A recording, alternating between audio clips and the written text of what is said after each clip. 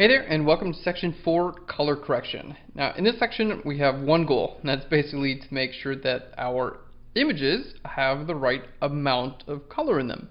And if we need to adjust some skin tone, we can do that as well.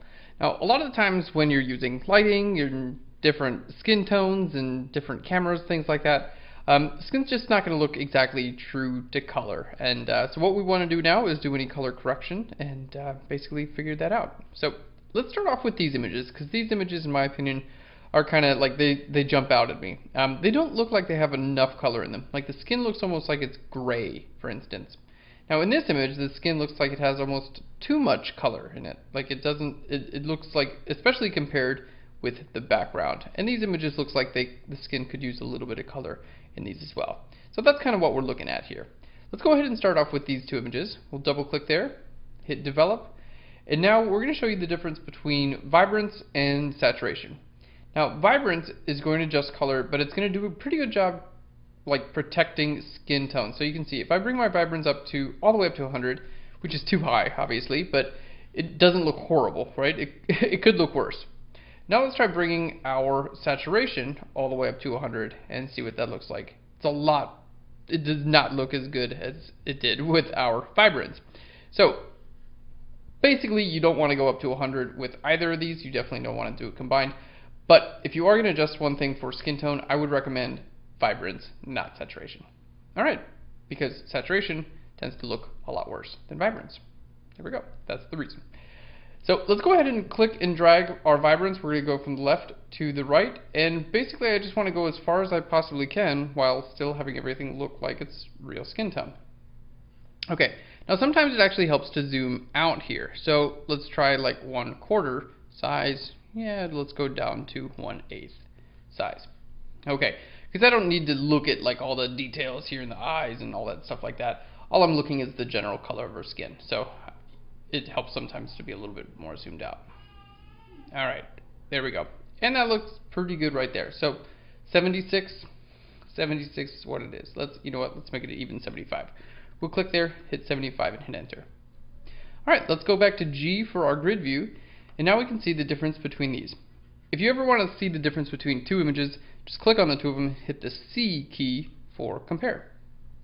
Okay, so this is the difference between these two images. They were shot like one right after another one. This is the vibrance turned up. This is how it was earlier. Maybe this is a little bit too much color, but this still, you can see it looks better. It looks like it has more life, like it's more, well, it looks like it has more vibrance, to be honest. Alright, let's try vibrance. Let's try 60. There we go. Alright, now I'm going to go ahead and sync these. So I'm going to hit Command and click on the two of those. We're going to go to Sync Settings, and I'm going to make sure we're clicked on our color. There we go. And it's going to sync the color between those two images. Alright. Now this image here, let's go ahead and hit D for the develop. We're going to change our vibrance, bring this up just a little bit. Again, what I'm looking for is like when our subject looks like he has a lot of like life in his skin. So like this, not a lot of life. That is way too much, obviously. So finding the area where he looks like, yeah, like alive, and you know, like he's got a good amount of like blood flow, and you know, his skin looks like nice and young and fresh, and that looks pretty good there. So a lot of the time it's just clicking the slider and going to the left and to the right. Alright, so let's click on, I tend to overdo things, so if I think like 40 looks good, let's try like 35. There we go. Cool. Now I'm going to hold down Command and click on these images. Let's click on Check None, but I'm going to turn color on. So it's going to synchronize the color of those images to the color of this. Alright. Very nice. So let's go ahead and start here. Now some of these images might not need it. Like this image, you know, bring the vibrance up a little bit. I think that looks pretty good. Just Command click through those, sync there, and it will sync the vibrance here. Alright, those actually look really good. Let's start here. This, we're going to go ahead and bring the vibrance down just a little bit. Alright, that looks pretty good. Alright, let's hit G for our grid mode, Command click there.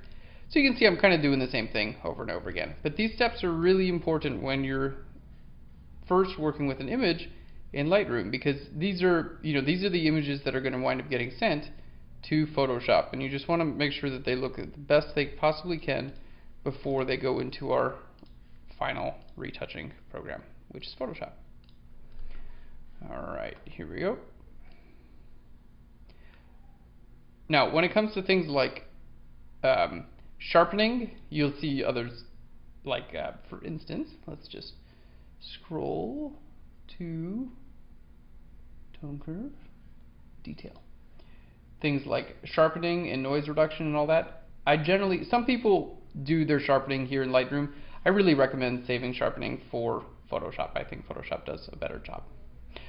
So this is basically the things that I do in Lightroom. Make sure my light is done well with my white balance, and that my color has the right amount of vibrance in it. My skin, anyway. All right, let's.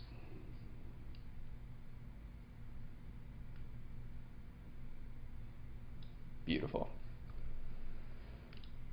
All right, perfect. So everything looks really good now.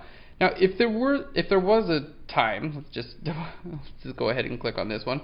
If there was a time when your skin color wasn't the right color, let's say it was like a little magenta. I'll just make it look like that for now. I don't know why that would ever happen to you, but if you did need to color correct skin, you can do that in Lightroom too. And that's done over here where you see HSL, which stands for hue, saturation, luminance, color, and black and white. So I would recommend clicking on HSL and then clicking on all right here. And now you can see your hue, saturation, and your luminance. So for instance, if you have a color problem, you'll want to click right here, okay, right next to hue. Click on the area you want to change and drag up or down until the hue is corrected. Okay? If it's a saturation issue with a specific color, you can click up and down and adjust the saturation of a specific color. And if the luminance, this is light and dark, this will allow you to adjust the light and dark of a specific color. Alright, let's go back to our original because we didn't need any of that. One case where we would like to do a couple adjustments is here. Let's go to our develop key. I'm just going to bring the saturation of this green up. It's not going to affect anywhere else in the image, so I'm going to click here and just drag up. There we go, because that's the only green in the image, right? If I were to click on her reds, it would do the rest of the image also. So we're just going to do the greens. All right, let's hit G for our grid view, and I'm going to command click on these where I can see her shirt as well. Sync settings, and we want to click color on. That's going to make those a lot more green also. All right, guys. Yeah, so that's basically it with color correction. Not doing a whole lot here in Lightroom. This is basically getting it to the point where it's going to look really good when I start working on it in Photoshop. Okay, that's the end of this section. We'll see you in our next section, which we're going to be exporting files out.